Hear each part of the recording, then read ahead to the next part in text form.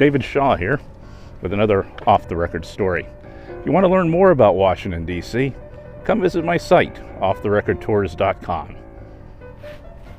Let's go. When Pierre L'Enfant made his plan for the new capital, he thought of everything. A canal, a house for the president, where Congress would meet, where the streets would be. Everything except where to put the dead. His plan didn't include a cemetery. In 1807, members of Christ Episcopal Church secured space for a burial ground, and since most members of Congress who died in office were buried there, it eventually became known as Congressional Cemetery. Members were buried under this marker, designed by Capitol architect Benjamin Latrobe. The marker was later used as cenotaph, a marker for an empty grave, memorializing members who died in office but are buried elsewhere. This practice was abandoned when a Senator Hoare from Massachusetts said the idea of being buried underneath one of these things, quote, brought new terror to death, end quote. When I arrived in D.C. in the late 80s, this place was really run down. The grass was high, stones were toppled over, vaults had been broken into and were used by drug dealers and prostitutes. The place receives no government funding, and while Christ Church still owns the property, caring for it was beyond their means. The place really went to the dogs. And thank goodness it did, because dogs have rescued Congressional Cemetery. The cemetery charges $400 a year to neighbors to walk their dogs here. It's a win-win. The cemetery raises money, and neighbors have a large fenced-in spot for their dogs to roam. And that's not easy to find in a city. And dogs love this place. Maybe it's all the bones. The cemetery also receives help from other four-legged friends, goats. Goats are brought in to control invasive plants in an environmentally friendly manner. So enough history. Let's see who's lying around here.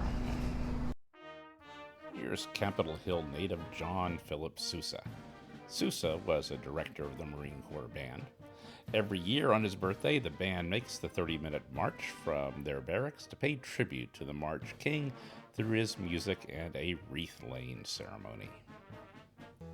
Here's Matthew Brady, the famed Civil War photographer. I'm not sure why his grave is surrounded by artificial grass. Davy Harold, a man who kept bad company and was hanged for his role in the Lincoln assassination, is here. Here's civil rights leader and three-term D.C. Mayor Marion Barry. Barry was called mayor for life, even after he left that office.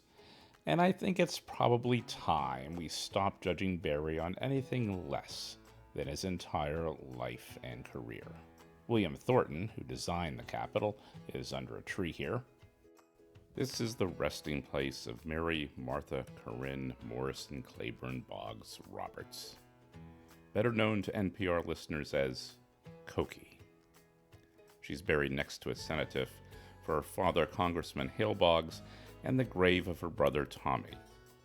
Vice President and signer of the Declaration of Independence, Elbridge Gerry, is buried here. Gerry is where we get the term gerrymandering, the practice in which members of the House of Representatives set boundaries of their congressional districts, essentially allowing them to select the voters who will elect them. J. Edgar Hoover is right here. A few feet away is his special friend, Clyde Tolson. We talked about Leonard Matlovich in a previous episode. This area is called LGBTQ Corner. There are about 68,000 people buried here, and you could be one too. There are plots available still. But if you want to see it while you're still upright, I'm happy to show you around. Go to offtherecordtours.com to contact me for your tour of Congressional Cemetery.